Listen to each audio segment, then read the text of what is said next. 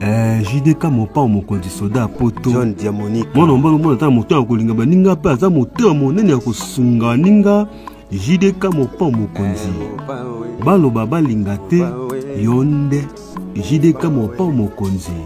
Abonnez-vous massivement na chaîne ya JDK mopa mokonzi. Mwana mbalo na mposa miliki mpa bolinga bato ba congolais na ba français bandimi JDK mopa mokonzi batika ye afanda na ngwende na ba conseil ya malonga o ezo sunga mokimo JDK mopa mokonzi batika ye yende soda poto yokabote.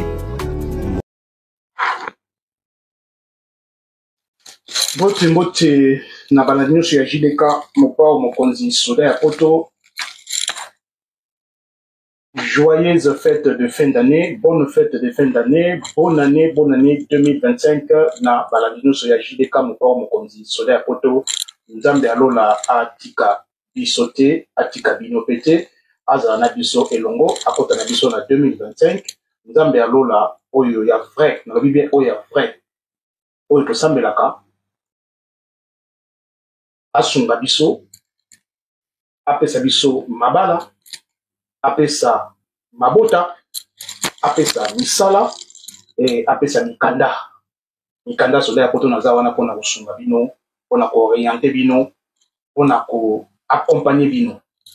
Nzambe alola tika biso te kasi nzambe oyo alola oyo tosambelaka ya solo le vrai abimisa bandeko na biso bazoba oyo baza na kati na kangama na kati ya l'église oyo bakokobima te malgré souffrance malgré pasi oyo baza konyokola bango malgré bacommerce na bango nyonso eza ya kolala à cause ya bapasteur oyo bafaux pasteur tobenga bacharlatan bapasteur en cravate bapasteur en voiture bapasteur de luxe bapasteur oyo ya lokuta. Alors bandeko na ngai biso nyonso tozali bana na nzambe moto akokosa yaza te.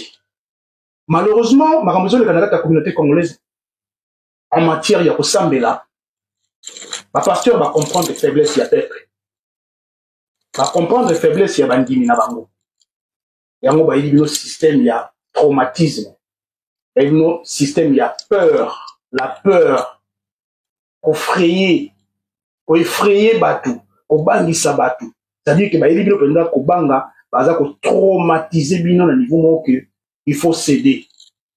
yango nalobi na yo ndeko na ngai telema zala fort ndeko na ngai ya mwasi telema zala forte otika kokweya na kati ya bapiège na bango. Tozali biso surtout bana na nzambe na mboka moko te bokomona bapasteur baotambola na bavoiture à luxe baza na bavilla bavacances na bango kaka na poto bana bango mingi batangana na poto bana bango ebele bakoma nayebi te me bandimi oyo bapesaka bofrande oyo bapesaka mabonza baza kaka kosouffrir. Bandeko na ngai ezala te na mboka moko te ezaka na Congo République démocratique du Congo to na makambo yango na ye nayokisa bino nanu babiloko ya mike mike oyo bozwa conscience ke voilà soda ya poto nazotelemela motu moko te me to oyoka to omona oyo bapasteur bango bazoloba oyo ezosalama e kaka nde peuple aza inconscient. C'est-à-dire que bato wana babloka bino c'est-à-dire bazwa milimo na bino batia yango na kata babouteille bakanga yango libela yango bolingi kocomprendre te oyo soda ya poto azoloba nayokisa bino kaka ke bandeko na ngai prenez conscience bapasteur bakonyokola bino bakoboma mabala na bino baza kotia basi ya église bazemi bakoboma bamabala ebele bakotia basi ya bamabala bazemi bakotia bana na bino bazemi baza koruine bavi na bino bazokosa bino na bambongo action de grâce action de je sais pas quoi dîme makambo ebele bazokosa bino boyoka awa bocomprendre ke non bato wana soki bobimi te soki boyoki te bozalaka oyo bozalaka bapigeon oyo babenga bapigeon c'est-à-dire bangulu banta ba boko comprenaka te boko pasaka ba vina bino nyuso kaka ndenge wana boko bungaka te soki boyoki te soki bopimi na bautilize wana te bato baonyoko na bino moto azobakola pakola vaseline le panzani mobimba omona bilaki moto aza moto abakuta mais aza kaka kokosa bino bozokende kaka baeglise na bango bozomona badeni lesi mamba osala boyoka deni lesi awa balobaki c'est-à-dire que bato wana basi bayebisa bino nyonso tu oyo ezali boyokaki ndeko na biso auti kotika biso frère na biso Newman oyo akomaki na ye mosali na nzambe na kombo ya Christian Takumuda aute koloba oyo alobaki eza motu eza grave bapasteur bolanda baza ya malonga te baza bapasteur te boyokai bakombo atangaki bandeko na ngai bovanda boyoka bolanda oyo naotela bino lelo ezali ngai te ezali kaka oyo ezolobama epui nasalaka mwa analyse tolanda na ye liboso nano olingana liboso boyoka nanu makambo oyo mwana oyo azoloba mwana ya 16 ans au pasteur asali ye mais avant tout nakopesa na mbote rapidement na bandeko oyo balandaka ngai bao bauti kosabone mikolo mpo na baki oyo akosabone so namoni kaka kombo na yo osabone na kodedikase yo nabosani te oza malamu merci nayebi ke okosabone outi kosabone napesi Flori Mayamba oyo atikaka soda ya poto taza toujours wana napesi Jean Dongi bambote na yo merci mingi Blondine Pembe nayebi ke outi kosabone nabosani pete Dorothée Kapwa nayebi ke bozala bino surtout Marie Rose Bombo en tout cas merci na bino ndenge bouti kosabone nzambe aloba tika bino te et puis nakobakisa belle image nakati ya Afrique du Sud nzambe apambola bino et nakosukisa na Anita Molembeek oyo yaza wana pena donc conseil sur conseil nzambe alola apambola yo et puis nako remercier maman Gisèle na Poitiers la ville ya Poitiers awa na France merci na lisungi nzambe apambola yo na période ba fête boye ezalate ko kanisa ni soda ya poto na koka apesa lingai wow nzambe atika yo te apambola yo na libota na mobimba ba fête oyo nyonso tout et les kamalamu et tokota longo dans les seigneurs na 2025. Merci encore maman Gisèle na ville ya Poitiers. Naïbi kolingara te na tanga kombo olingara te na lobame. En tout cas, c'est plus fort que moi. Nakoyi ko tika biloko ya boyete le kaka ndengona. En tout cas, bato fo baye bakino, bato bazali ba kosunga, bato mita minene pe bazali. Okola yo maman Gisèle na Poitiers. Merci na lisumi na yo pour na soda ya poto amela koka na ba fête ya Noël, ba fête ya Nouvel An. Nzambe apambola bino. Alors, bandeko boyoka likambo oyo bino mo boyoka bongo nde tosala commentaire.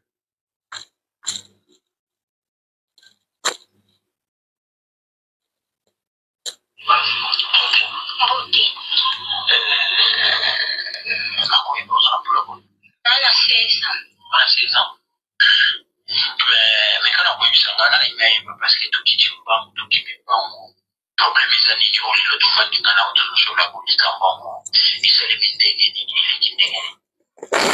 la manda kwenda poya ibusopa ma admara na sewan apato na poya na kimaka na kendaka yengi utampa na tana kena kama kama butu sema kana ma buka na kanga ko kenda susu eglizante soko munya ke ma admara na te ko kenda na sema no pasta ndeko na kati na mukele ngina loba na mwana oyo ya 16 ans bozoka langage les choses la kisapina ke bano basumala muti bozoka langage na 16 ans na ndako eta mobali nanga na 16 ans aja na mobali ndeko na ngai ndeko na na 16 ans bakenda ka classe na 16 ans bazana bande de l'école na 16 ans moi na éviter Congo na éviter mais to landa kaka boyo kabino moko ma mwana zoloba ngai sala nga malili parce que na ajoyo alors pe semi ce qui bokilo nanga donc na bokilo ngo na éviter en tout cas mboko Congo ce qui est bon là les sous tout là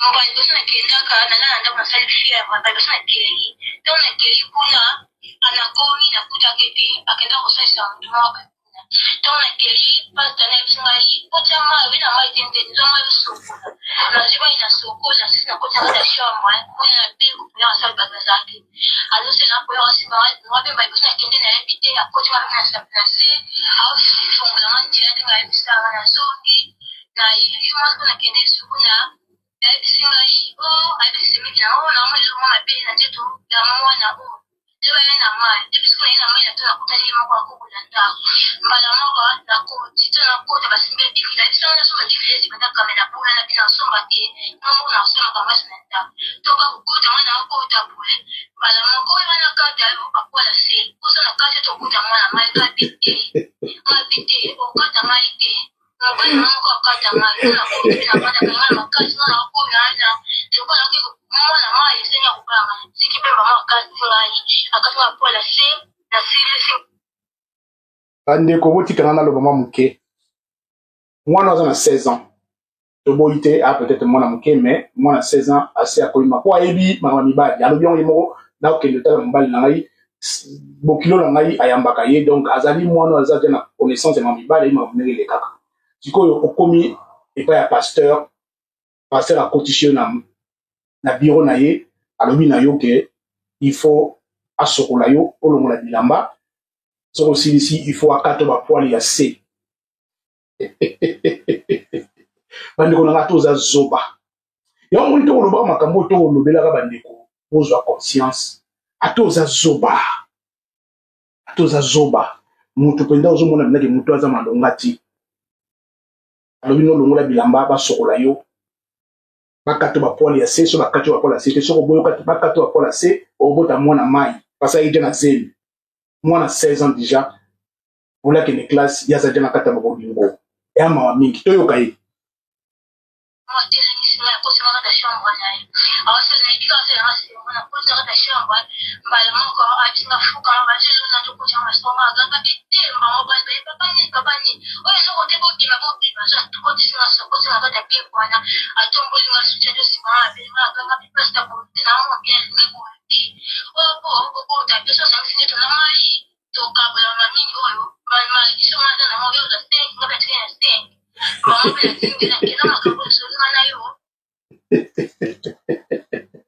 en tout cas bazoba oyo ngana namona te bana Congo oyo ayebi te so na porte makambo oyo bana mindele bakozala boye c'est-à-dire pasteur alobi na yo ke ndenge oza wana oza na zemi soki na kati oyo bapola se te obota mwana mai kobanga wana acd yango abi ke traumatisme c'est-à-dire bazo-traumatiser peuple acd bakati ye bapola se après pasteur alobi na ye ke il faut afi batondolo il faut anyatakansi il faut magoda ebetama na mwana 16 ans mwana 16 ans alobi na ye te nga na mwana moke me nga na korepete na ozongela mwana ya moke oyo oyo alobi ata mwana moke amwana moke te mpo aza te na mobali ayebi te magoda ndenge ezalaka ayebi makambo nyonso ndenge ezalaka donc bana oyo bana oyo tobengaka mpenza donc baillettré bazoba ya bazoba. Moi je condamne le pasteur bien sûr certes mais tant on entend le comportement ya bana oyo bango moko baza komitika pendant que tobeta masolo oyo tous les jours tolo makambo tous les jours ya makambo oyo bafaux pasteur bakokosa bino basakana bino tala mwana akoki koba na piège bakati bapoali nyonso epuis banyibali ya ntaba etolanda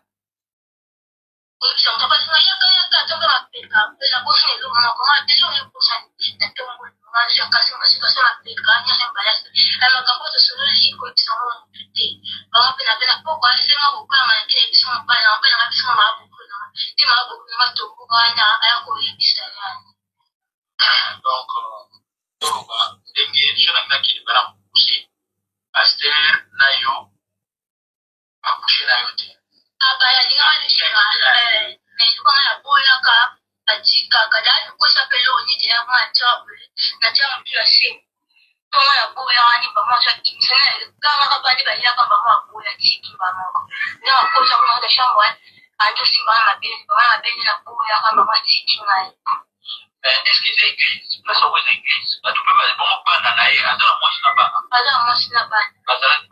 moi na za ite moi step na ko so mona sa c'est bon ba de bon ba ki ba ndo so ba te ka tshebe ngani na ta ni le lukangi ai ba ni ba ni ta mo asa ko papa ko mais c'est mec qui n'a reçu quoi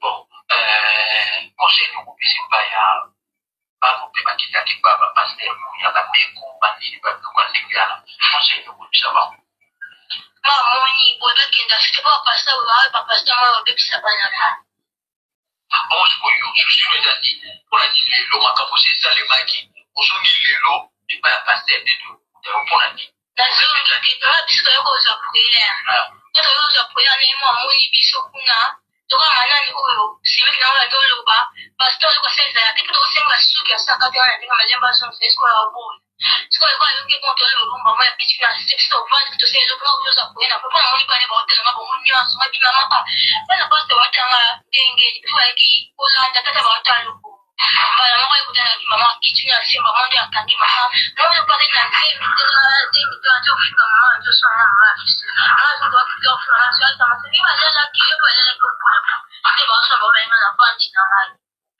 nde singe ndele mo aso ki ba jeni ka so to ba ka ka ba jeni ka so to la de yo ma te ko sa mo na ko ki o ti ke mo ti mi na to yo na se ya mo ba ko ayo o da se mi ba on ba no di yo ta rubike ko ta mo na mai il faut ça yo ba prier les gens de yo na parce que je suis pas message pas ça la pour la passer la pour la ka ya ça pas ça moi ba kingene na kutia so akingene baka mai baka mais je suis peu consulté alors il dit quoi je suis moi kate kwa sana parce que kate kwa sana masi yo asa ni si mo akinga ya kinga na inya sa masi mo na ba na mapoya kama mo na poya kana kitaka avec ça qui on a na kende kuna ta ba vente na bana ta kina kuto kende mai disi na mai to kende za ta to peso ta te peso ni apoya ko muti ya ni ka to kende ka biso ba ni mane yo apoya na ngai donc yo kende la ine ko sa la cérémonie yo na ika drumbali na ka ya saka la mo ko na suja kala mo ko na me na kende na se na se mo ko ba suja na mai ko ba ba ya ta ipasa ko mo ma ki na ta ba sa na ka la boya ko chikolo kubana asa yibi makambo ayi makambo na linga kutaka ndisa chikolo pe atikina atike merci beaucoup ngote ayiba umeka kwebisa ngamoke problème ezani noto kuta inayo lelo likamoke oyo sikoyo boyoki bino moko ke pasteur ayebisi eke fona kata mpe masese na se ya mapeka fona kata o nyonso parce que fona salelo bacérémonie na oyo na récupéraki na se na oyo ya mase ya mapeka nyonso nasangisa yango mpona okende na mai na rivière oyo losala bacérémonie nayebi te so bacérémonie ya nini soki mpo akoma présidente de la République démocratique du Congo nayebi te soki mpo akoma la première dame nayebi te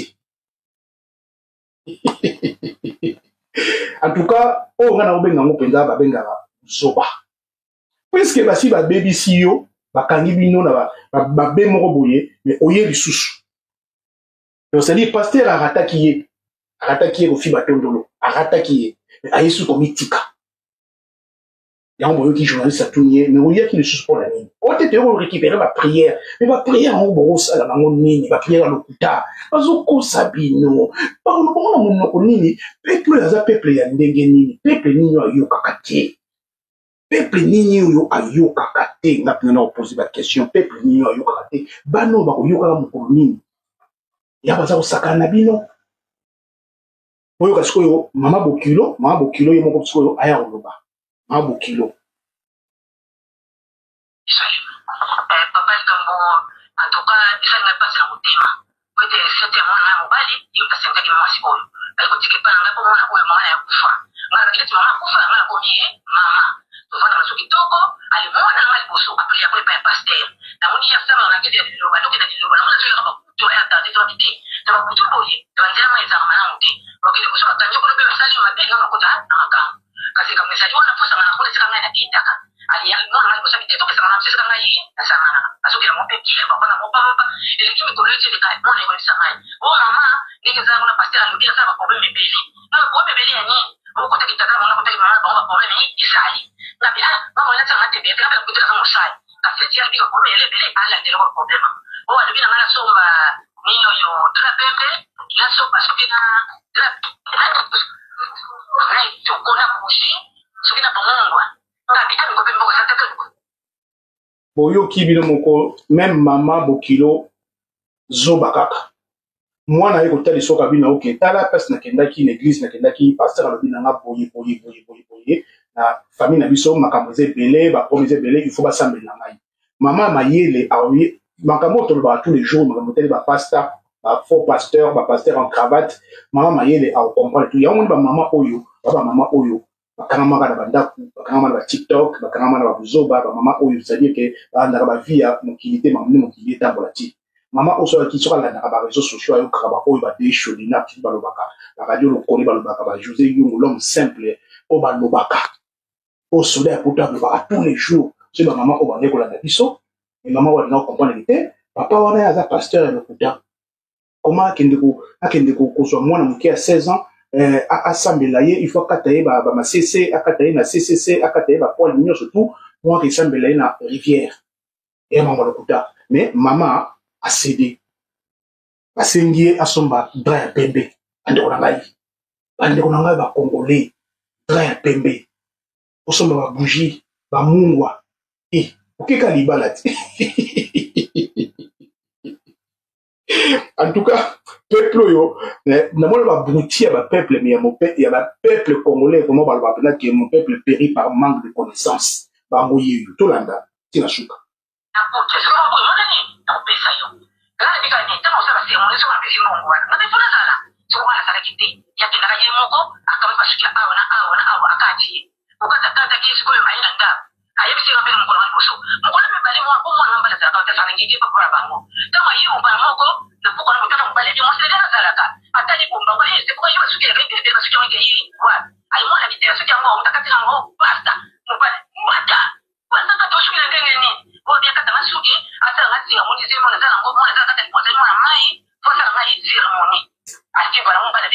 Ah, quel beau,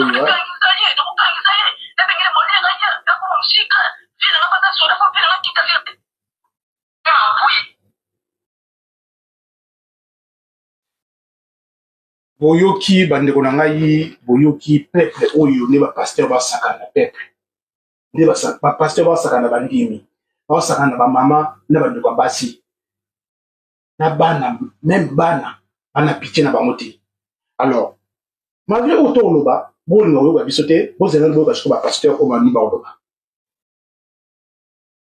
Olanda likambo oyo boyo kabino moko.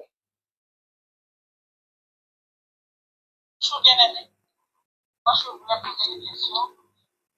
Qu'est-ce que c'est l'action de grâce? Posez-la. Bolanda, on a des bandeliers. Bolanda, on a des bandeliers. Bien. Bolanda. Qu'est-ce que c'est l'action de grâce? Quand on est à l'église de fête. Bolanda. Bonjour, bien-aimé. Moi, je voulais poser une question. Qu'est-ce que c'est l'action de grâce? Quand on est à l'église, faites des actions de grâce. J'aimerais bien savoir le fond et puis qu'est-ce que ça fait. Merci. On dit quoi? Bon, bien. On a dit ça, on a mission, on a dit ça. Ici, on t'a arnaqué. Boyoki. Oh Seigneur, sauve-nous. Tu as fait des offrandes d'actions de grâce? Je voulais le faire dans mon église. Combien? 150. 150 euros. 150 euros action de grâce. Oui, nourris tes enfants. Prends cet argent si tu veux, va nourrir les pauvres, les orphelins, les veuves. Bonjour. Dans Lévitique 1. 2, 3, 4, 5, 6, 7, on nous parle des offrandes d'action de grâce qui viennent du terme action de grâce. En hébreu, c'est shalem. Shalom. La paix. C'est l'offrande de paix, de remerciement. Et cette offrande préfigurait l'œuvre de la croix. Tu vois, non? Les Écritures nous disent que ceux qui voulaient faire cette offrande-là devaient amener un animal. On va prendre par exemple un agneau. Dieu prenait la graisse. Le grand prêtre prenait la graisse de l'animal et la mettait sur l'autel, mettait le feu et la graisse était consumée. C'était pour Dieu. La fumée montait au ciel. L'épaule et la poitrine revenaient au grand prêtre qui était en exercice. Il prenait l'épaule et la poitrine. Le reste du corps revenait à la personne elle-même. Donc, lors de cette offrande-là, Dieu prenait sa part, le prêtre prenait sa part, donc il était en exercice, et la personne qui offrait l'animal. Donc, c'est l'image du repas du Seigneur. Tu vois, non? Maintenant, cette offrande-là préfigure l'œuvre de la croix, ou on va dire aujourd'hui le repas du Seigneur. Des pasteurs, souvent mal intentionnés ou mal enseignés, se servent encore de cette loi mosaïque pour dire aux chrétiens de donner l'offrande d'action de grâce. À qui? À eux. Boyoki. Aucun pasteur de la Bible n'a pris l'offrande d'action de grâce. Et d'ailleurs, cette offrande-là était offerte au Seigneur parce que les Hébreux reconnaissaient que Dieu est la source, pas était, parce qu'il est toujours la source, de leur bien, de leur bonheur. Maintenant, les pasteurs vous disent que si vous avez un diplôme, il faut faire une offrande d'action de grâce au pasteur. Vous avez vous vous mariez, offrande d'action de grâce. Toutes les belles choses qui vous arrivent dans la vie, il faut leur faire une offrande d'action de grâce. C'est comme c'est eux qui vous bénissent. Donc, ils prennent toutes les prérogatives divines, ils prennent la place du Créateur, devenant ainsi vos dieux. Ah, Boyoki. C'est du vol. C'est du vol. Les Écritures de la Nouvelle Alliance parlent d'action de grâce. Mais c'est dans quel sens? Quand les gens étaient restaurés, bénis par le Seigneur, fortifiés, eh bien, ils rendaient de louanges. Aujourd'hui, les offrandes d'action de grâce sont de prières, de remerciements. Ce n'est plus l'argent, ni les offrandes, tout ça, c'est fini. Boyoki, Boyoka. Voilà. Donc, c'est du vol. Dans 2 Corinthiens, chapitre 8 et chapitre 9, les chrétiens de la Judée ont rendu des actions de grâce au Seigneur, c'est-à-dire remercier Dieu par la prière, parce que les chrétiens, n'est-ce pas, de Thessalonique avaient fait des dons, leur avaient fait des dons, à cause des combats qu'ils avaient, ils avaient beaucoup de souffrance, il y avait beaucoup de pauvreté chez eux. Donc des chrétiens étrangers, des pays étrangers, avaient fait des offrandes aux chrétiens d'origine juive. Et quand les chrétiens d'origine juive ont pris ce don matériel, ils ont béni Dieu, ils ont rendu des actions de grâce par la prière, et non par des dons financiers, matériels, tout ça.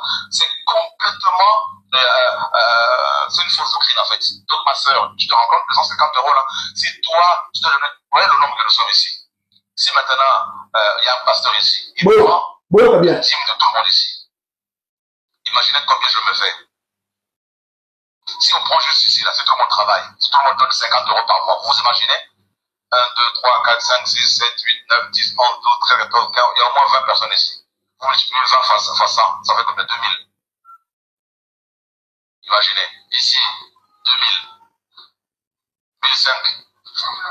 4000 là-bas au moins. 4000 par-là. Vous savez pas? 4000 ou 5000, imaginez maintenant. Non seulement qu'ils prennent vos dîmes, parce qu'ils vous arnaquent, c'est aussi la loi qu'il ne faut pas payer. Vous pouvez payer. Ils prennent aussi les actions de grâce. Donc imagine maintenant, en plus de ta dîme, tu dois faire aussi une action de grâce parce que peut-être que tu as marié ta fille ou tu as marié ton fils, tout ça là. Action de grâce, 150 balles.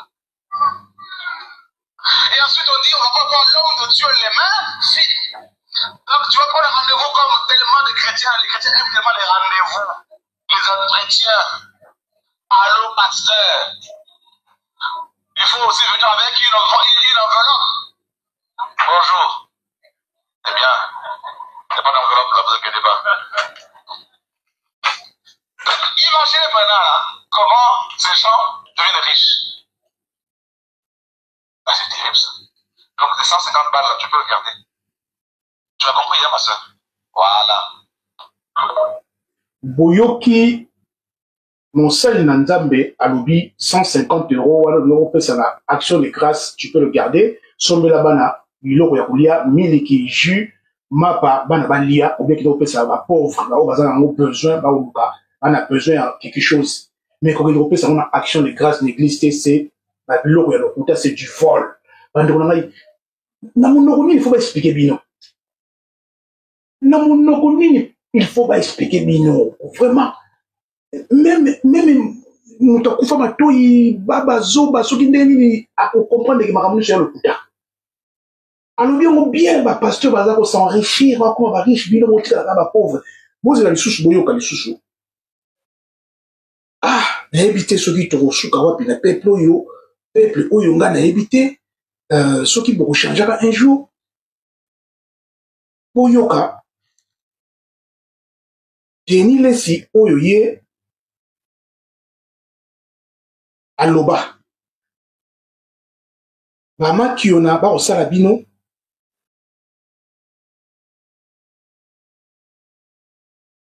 olimbisa na lukela bino Denis Lesi oyo ye aloba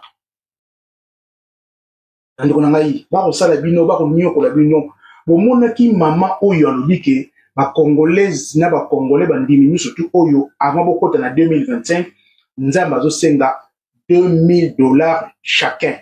$2000. Bazosenga bino $2000 pour babondela bino pour bokota na 2025. Basunga libota na yo na famille na yo, bozwa misala, bozwa ba mikanda, bozwa mabota, mabala, mama wana ya pasteur asengi $2000 na mutu moko pona sambela bino $2000. Bandeko na ngai. Bandeko na ngai vraiment boko comprendre mokolo nini. Naïbité, ce qui est pétrole, les anini, naïbité. Alors, vous êtes là, tu l'as vu, Mathiona, il y a pasteur Denis Lesi, Oyo, Alobaki, Oyoka, Bolanda, Bino Moko, Gaïté.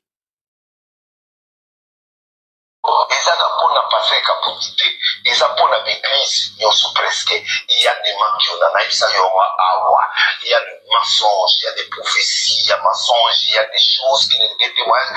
On doit en qualité, ça les plâtrer. Parce que ma docteur, $500, ça les plâtrer. Va plaquer une église, va payer sur $200, $300, ils ont vendu là. Parce que là, si, maman, tellement. Bonjour, Yoka. On va gagner ma casse 4 fois. Yoka. Oui.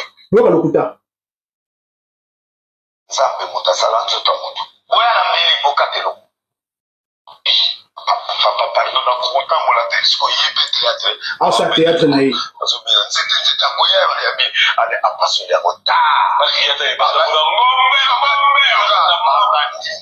Kuna yebiso. Après quand il a qui va donner $100. Boyoki. Pour moto les armes tu abatu. Ouais, bato ala chona Mathiona. Zambe wa sali ya mamu. Zamba na zosala pona yosiko. Moto to ala $1000, $2500, c'est ça avancé. Ah na yo ke lokanzo tezo sala Zambe. Ale bato abata. Bonjour Lokuta. Bisili ko bisilaki. Na tongo mama koya la soirée. Bonjour Lokuta. Nakuta moko na témoin, c'est pas prophètement hyper. Kola azali paralytique. Nakuta l'église moi banane. Kola azali aveugle. Nakuta l'église moi limité. Kola azali marché à botarate. Ayena bana mapasa ya mutu mususu.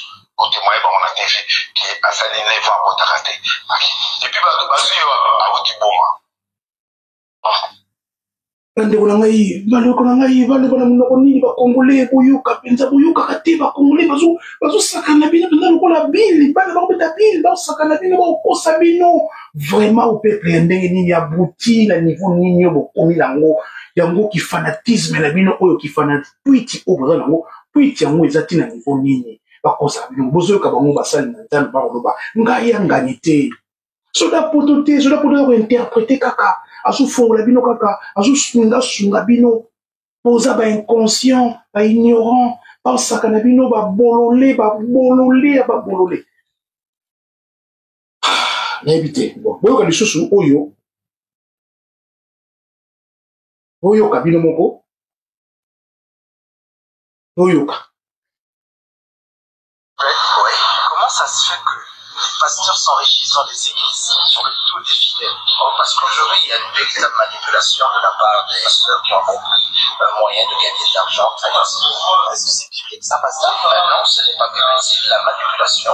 Comment ils arrivent à utiliser ça? Veut dire quoi? Ils tordent la parole de Dieu pour gagner de l'argent? Absolument, ils arrivent à tordre, à influencer, à dire aux gens que voilà, si vous me donnez, vous allez gagner, voilà, Dieu va vous bénir, comme si eux, ils étaient une clé pour le royaume de Dieu, alors que ce n'est pas vrai. Au contraire, c'est eux qui s'enrichissent et le reste du peuple s'appauvrit. Si vous regardez bien, les pasteurs s'enrichissent, ils sont dans le véhicule de luxe, ils sont dans leur jet privé, ils sont en première classe, et vous vous appauvrissez.